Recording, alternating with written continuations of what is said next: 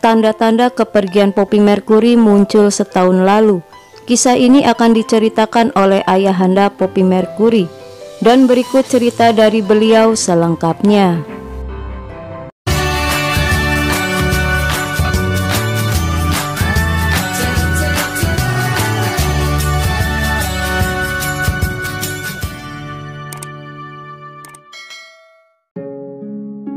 Gaya hidup almarhumah Poppy Mercury memang tidak neko-neko. Itu tidak hanya ditampakkan dalam kesehariannya. Misalnya, tidak suka kelayapan ke tempat-tempat hiburan dan tidak suka pesta.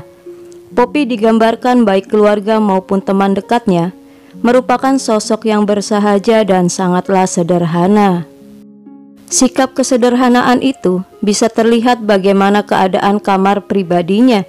Jika para artis pada umumnya, apalagi seusia Poppy, biasanya punya kamar pribadi. Namun Poppy lain, sehari-hari ia tidur bersama dengan kakak kandungnya Dewi dan Ina adiknya. Karena itu, bagi Poppy seakan tak ada yang perlu dirahasiakan.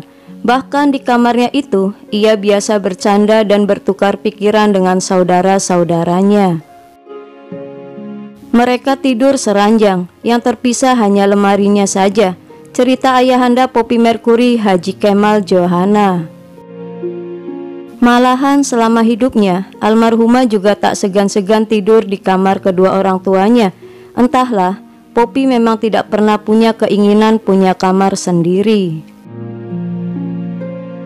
Di kamarnya juga tidak ada koleksi khusus.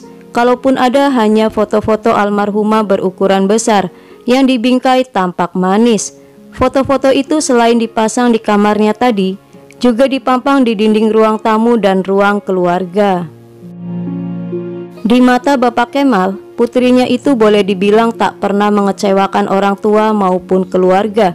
Itu terbukti ia sangat hati-hati berteman dengan teman pria.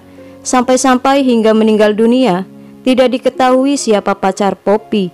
Bukan berarti almarhumah Poppy tertutup soal yang satu ini. Sepengetahuan kami, dia memang tidak pernah punya pacar. Entahlah, setiap ditanya soal itu, ia selalu menghindar. Lanjut ayahanda Poppy.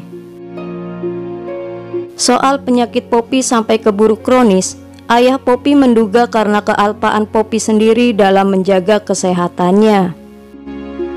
Saking cintanya terhadap dunianya, sampai tidak mengabaikan soal kesehatan. Bagaimana kami bisa tahu kalau dia tidak pernah mengeluh? Meninggal dunia dalam usia muda yang dihadapi oleh Poppy ini, ternyata jauh-jauh hari sudah menjadi firasat keluarganya. Kedua orang tua Poppy merasakan itu saat Poppy mengalami penyakit cukup serius setahun yang lalu. Waktu itu saya sudah khawatir dan punya pikiran, jangan-jangan dia meninggal dunia, kenang ayahanda Poppy Mercury. Bahkan setiap menatap wajah Poppy, selalu terlintas pikiran umur Poppy tidak akan lama. Haji Kemal melihat seperti ada sesuatu yang aneh di mata Poppy. Ia sendiri heran, apa sebenarnya yang terjadi pada Poppy. Pernah suatu ketika, ia hanyut oleh kekhawatirannya terhadap umur Poppy. Sampai-sampai ia pun menurunkan foto-foto almarhumah yang terpajang di dinding ruang tamu. Foto tersebut lalu ia sembunyikan. Ternyata Poppy menemukannya dan memajangnya kembali ke dinding.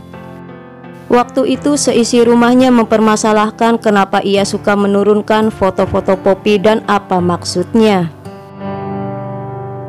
Saya tidak bisa menjawab, selain perasaan saya yang sedih. Saya merasa seolah-olah sebentar lagi akan kehilangan Poppy, tuturnya. Ketika Poppy harus dirawat di Rumah Sakit Hasan Sadikin pada 25 Agustus lalu, ia pun pikiran itu muncul lagi begitu kuat. Waktu itu, dalam hati saya seakan berkata, mungkin inilah saatnya Poppy akan pergi. Saya sudah ikhlas. Yang menenteramkan saya, kepergiannya sangat tenang dan tidak seperti kesakitan. Cerita ayahanda Poppy dengan mimik yang sedih.